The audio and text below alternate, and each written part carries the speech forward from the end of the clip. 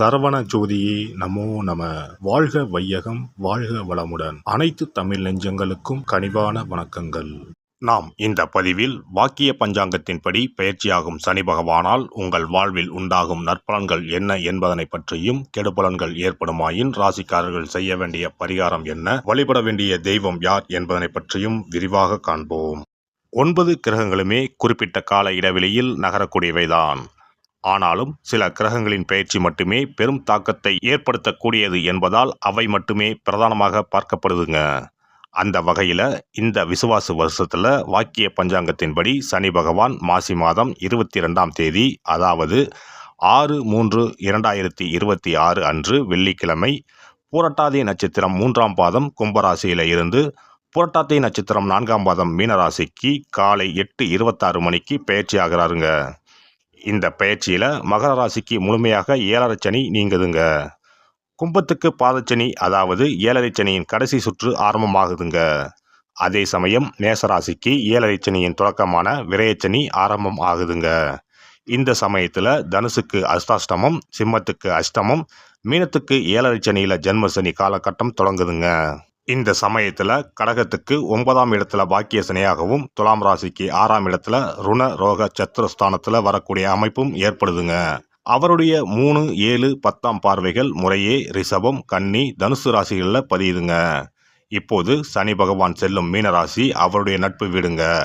அதோட அடுத்து வரக்கூடிய குரு பெயர்ச்சிக்கு பிறகு குரு பகவானின் 9ஆம் பார்வை மீனத்துல பதிய இருக்குங்க. இத்தகைய கிரக அமைப்புகள் மற்றும் சனி பகவான் மீனத்துல இருக்கக்கூடிய காலகட்டத்தில் ஏற்படக்கூடிய பிற கிரக பெயர்ச்சிகள், இப்படி எல்லாவற்றையும் கணக்கில் கொண்டே இந்த பலன்கள் தரப்பட்டிருக்கு. எந்த சமயத்திலும் நிதானம் தவறாமல் இருப்பது, நேர்மை, நியாயத்தை கடைபிடிப்பது, பெற்றோர் பெரியோரை மதிப்பது, இயற்கையை பேணி காப்பது, அவரவர் குல முறைப்படியான தெய்வ வழிபாடுகளை செய்வது, இதெல்லாம் எல்லோருக்குமே பொதுவான பரிகாரங்கள் ஆகும். உழைப்பு, நேர்மை, உடற்பயிற்சி, நல்ல எண்ணம், பக்தி மார்க்கம், இப்படி இருக்கிறவங்க யாரா இருந்தாலும் அவங்களுக்கு சனி பகவான் எப்போதும் நல்லதையே செய்வாருங்க.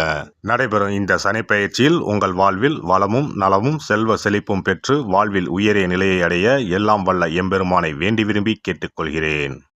மீனராசி அன்பர்களே, சனி பகவான் உங்கள் ராசிக்கு 11ஆம் இடத்திற்கும் 12ஆம் இடத்திற்கும் உரியவர். அவர் இப்போதைய பயிற்சியில் 12ஆம் இடத்தில் இருந்து உங்கள் ஜென்ம ராசியான மீனத்திற்கே வருகிறார். இது 7.5 சனியில் ஜென்மசனி காலகட்டம். இதனால் உங்களுக்கு சங்கடங்கள் மட்டுமே வரும்னு நினைக்க வேண்டாம். பொறுமையும் பொறுப்புணர்வும் இருந்தால் சனியால பாதிப்புகள் எதுவும் வராது. அலுவலகத்தில் உங்கள் திறமை உணரப்படும். அதே சமயம் தான் உண்டு தன் வேலை உண்டு என்று இருக்கிறதுனால எல்லாம் நன்மையாக நடக்கும். எல்லாம் தெரியும்னு நினைக்கிறது கூடவே கூடாதுங்க. எதையும் ஒரு முறைக்கு இருமுறை யோசித்தும் திட்டமிட்டும் செய்தீங்கன்னா உங்கள் உயர்வுக்கு உத்தரவாதம் கிடைக்கும். மறந்தும் பிறரை மட்டம் தட்டி பேச வேண்டாம். வீட்டில் ஒற்றுமை இடம் பிடிக்கும். விட்டு கொடுத்து போனால் விசேஷங்கள் வர ஆரம்பிக்கும். வாழ்க்கை துணையாலும் வாரிசுகளாலும் வசந்தம் பூக்கும். வாரிசுகள் வாழ்க்கையில் எதிர்பார்த்த பெருமைகள் கிட்டும். அதே சமயம் அவங்க நட்புல தவறான சகவாசம் தெரிஞ்சா அன்பால திருத்துங்க. வீடு மனை யோகம் வந்தால் பத்திரங்களை முழுமையாக படித்து பாருங்கள். செய்யும் தொழிலில் சீரான வளர்ச்சி ஏற்படும். பங்கு வர்த்தகத்தில் நிதானம் ரொம்பவே முக்கியம். அரசியல் துறையினர் வேண்டாத அலட்டலை உதறினாலே வேண்டியதெல்லாம் தானாக தேடி வரும். உழைப்பிற்கும் திட்டமிடலுக்கும் பரிசாக படிப்படியாக ஏற்றமும் மாற்றமும் ஏற்படும். பெண்கள் தன்னம்பிக்கையோடு செயல்பட்டால் கஷ்டங்கள் விலகி இஷ்டங்கள் ஈடேறும். குடும்பத்து உறவுகளின் ஆலோசனைகளை அலட்சியப்படுத்தாமல் கேட்கிறது நல்லது. சுபகாரியங்கள் தடை நீங்க மனம் விட்டு பேசுங்கள். வாரிசுகள் உடல்நலத்தில் கவனம் செலுத்துங்கள். கலை படைப்பு துறையினருக்கு சீரான வளர்ச்சி ஏற்படும். சின்ன சின்ன வாய்ப்பாக இருந்தாலும் சின்சியராக செயல்பட்டால் உங்கள் முயற்சிகள் எல்லாம் பாராட்டப்படும். முழுமையான கவனம் இருந்தால் மாணவர்கள் மதிப்பும் உயர்ந்து தலை நிமிர்ந்து நடக்கலாம். வெளியூரில் தங்கி படித்தாலும் உரிய வரைமுறைகளை மீறாமல் இருக்கிறது நல்லது. இரவு நேர பயணத்தை கேளிக்கையாகவோ ஆடம்பரத்திற்காகவோ மேற்கொள்ள வேண்டாம். உடல் நலம் சீராக இருக்கணும்னா உணவு பழக்கத்தில் கட்டுப்பாடு அவசியம். அடிவயிறு, உணவு குழாய், குடல் உபாதைகள், கழிவு உறுப்பு உபாதைகள் வரலாம். இந்த சனி பெயர்ச்சி காலகட்டத்தில் ஒருமுறை நாமக்கல் சென்று அனுமனை ஆராதியுங்கள். வியாழக்கிழமைகளில் தட்சிணாமூர்த்தியை ஆராதியுங்கள். உங்கள் வாழ்க்கை வெளிச்சமாகும். சிறப்பு தொகுப்பு: சனி பெயர்ச்சியால் ஏற்படும் பாதிப்புகளை சரி செய்யும் சக்தி மிக்க 10 பரிகாரங்கள். சனி பகவானுக்கு உரிய சனிக்கிழமைகளில் விரதம் இருந்து அவரை வழிபடுவது மகத்தான பரிகாரமாகும். இந்த விரதத்தில் மதியம் ஒருவேளை மட்டும் உணவு உட்கொள்ள வேண்டும். இயலாதவர்கள் பழம் மற்றும் எளிய உணவுகளை ஏற்கலாம். சனிக்கிழமை அன்று காலையும் மாலையும் குளித்து சனி பகவானை தொழ வேண்டும். மாலை நேரத்தில் சூரிய அஸ்தமனம் அடைந்த பிறகு சிவாலயம் சென்று வழிபட வேண்டும். விநாயகரை முறைப்படி வணங்கி ஆலயம் வலம் வந்து மூலவர் அம்பாளை தரிசித்த பிறகு நவகிரகங்களை வலம் வந்து வணங்க வேண்டும். சனீஸ்வரரை வணங்கி சனி காயத்ரி மந்திரத்தை 18 முறை கூறி மனதார வழிபட வேண்டும். பின்னர் நல்லெண்ணெய் ஊற்றி 5 அகல் விளக்குகள் ஏற்றி வைத்து வழிபட வேண்டும். சனீஸ்வரர் தனி சன்னதியில் இருந்தால் அந்த சன்னதியின் முன் நல்லெண்ணெய் தீபங்கள் 5 ஏற்றி வைத்து வழிபடுவது விசேஷம்.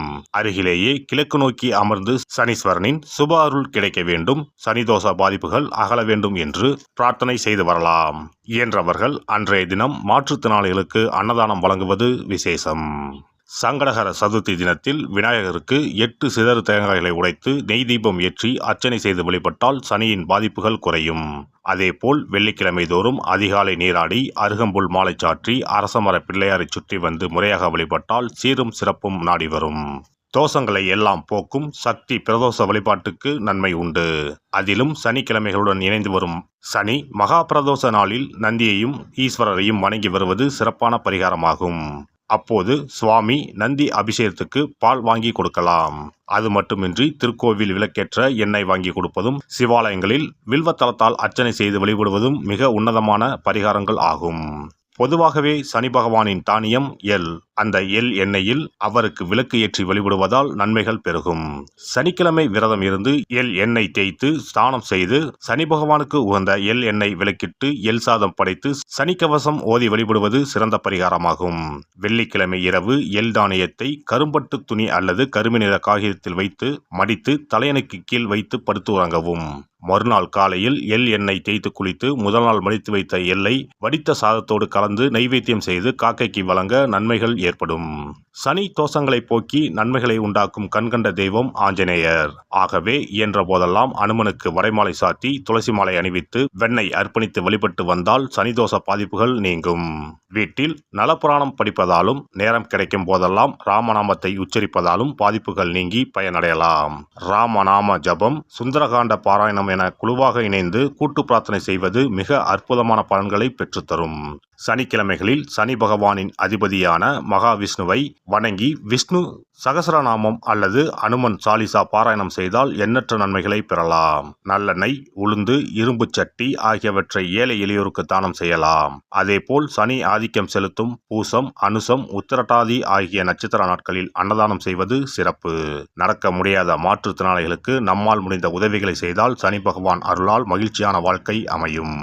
எல்லாம் வல்ல இறையருளால் நீங்களும் உங்கள் அன்பு குடும்பமும் உடல் நலம், நீலாயுள், நிறை செல்வம், உயர் புகழ், மெய்ஞானம் ஓங்கி வாழ்க வளமுடன். இந்த வீடியோ பதிவு உங்களுக்கு பிடித்திருந்தால் லைக் பண்ணுங்க, கமெண்ட் பண்ணுங்க, ஷேர் பண்ணுங்க, மறக்காம சப்ஸ்கிரைப் பண்ணுங்க, பக்கத்துல இருக்கிற பெல் பட்டனை கிளிக் பண்ணுங்க. நன்றி, வணக்கம். ஓம் நமச்சிவாய. சிவாய நம.